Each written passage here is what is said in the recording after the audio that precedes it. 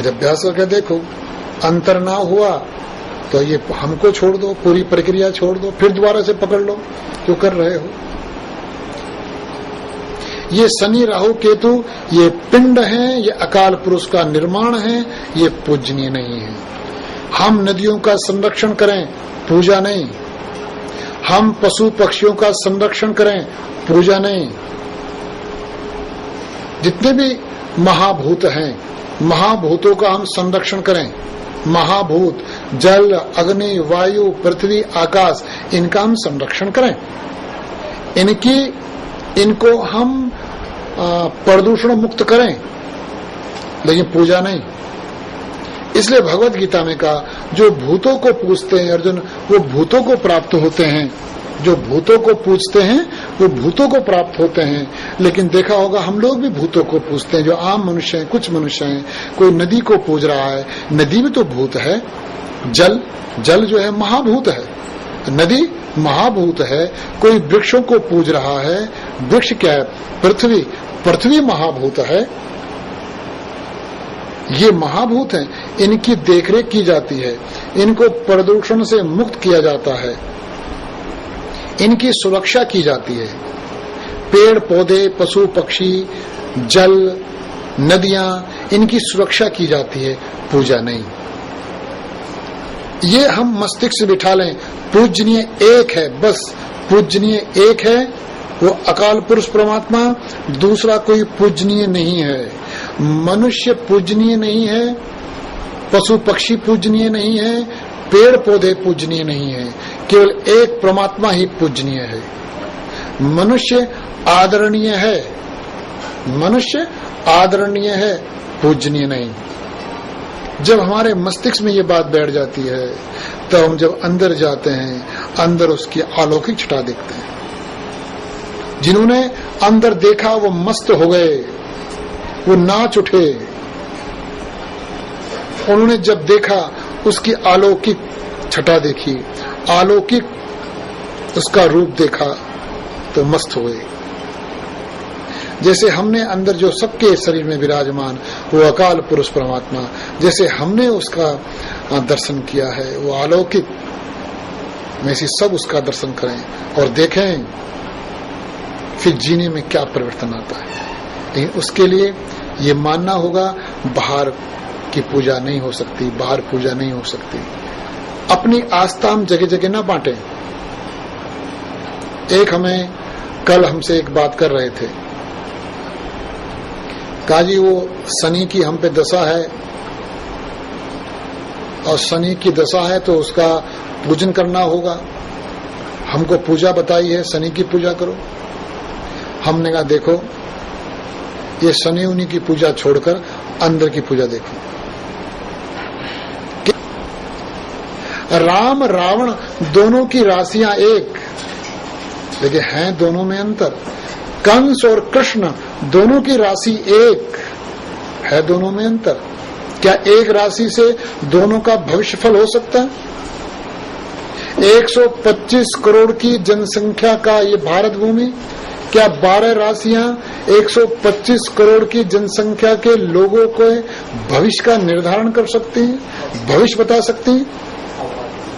अरे भविष्य राम और रावण का भविष्य का एक होगा।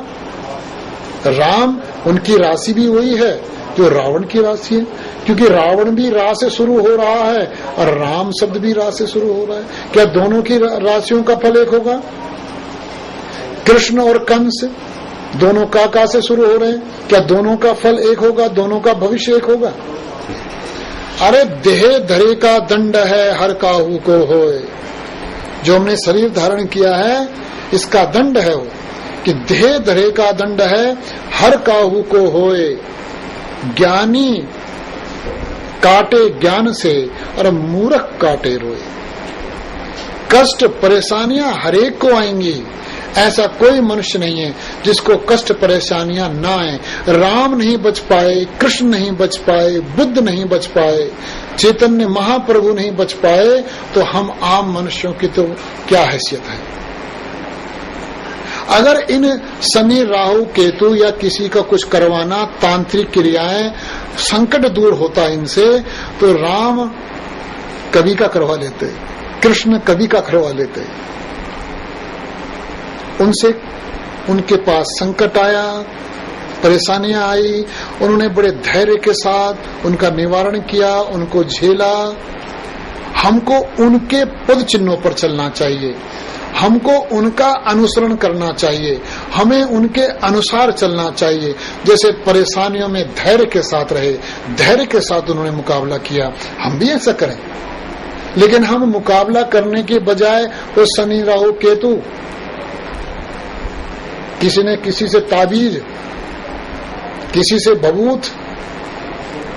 हमको तो बड़ा आश्चर्य हुआ, कल हमने देखा चौराहे पर एक ने उड़द की दाल, नींबू वगैरह रख रहा था। सुबह सुबह हम जब घूमने जा रहे थे देहरादून, तो सुबह सुबह वहां रख रहा था रास्ते पर। हमने कहा भाई ये क्या कर रहे हो?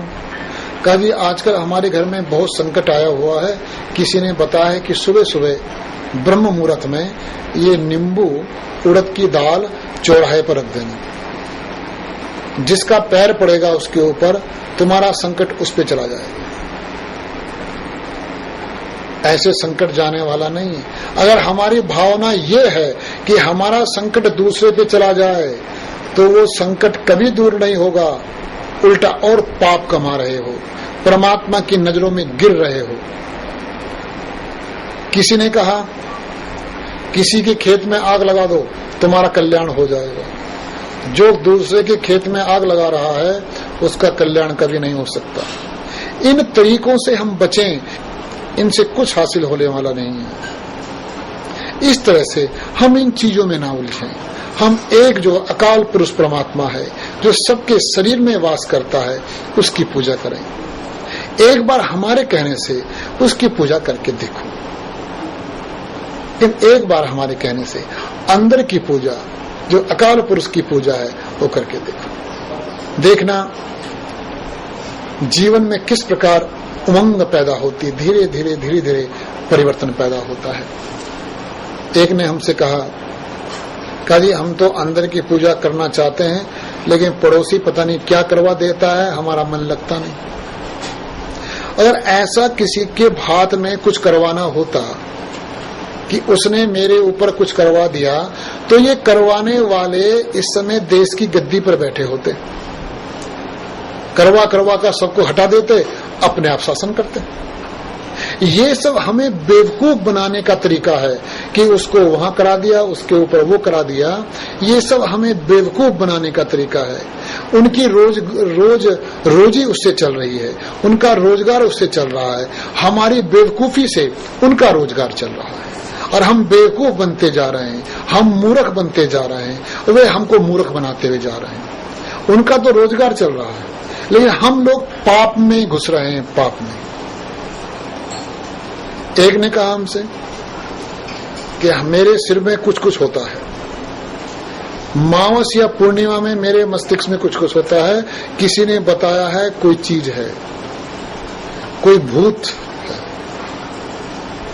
मावस और पूर्णिमा को ये तो सबको पता ही है कि गुरुत्वाकर्षण का प्रभाव के कारण मस्तिष्क में दिक्कत हो जाती है, लेकिन वो भूत प्रवेश कर गया इस शरीर के अंदर, ऐसा हो ही नहीं सकता।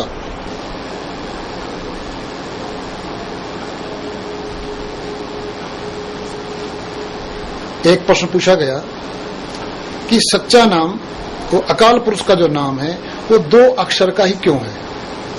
जो अकाल पुरुष का नाम है, जो परमात्मा का नाम है, जो हमारी श्वास में चल रहा है,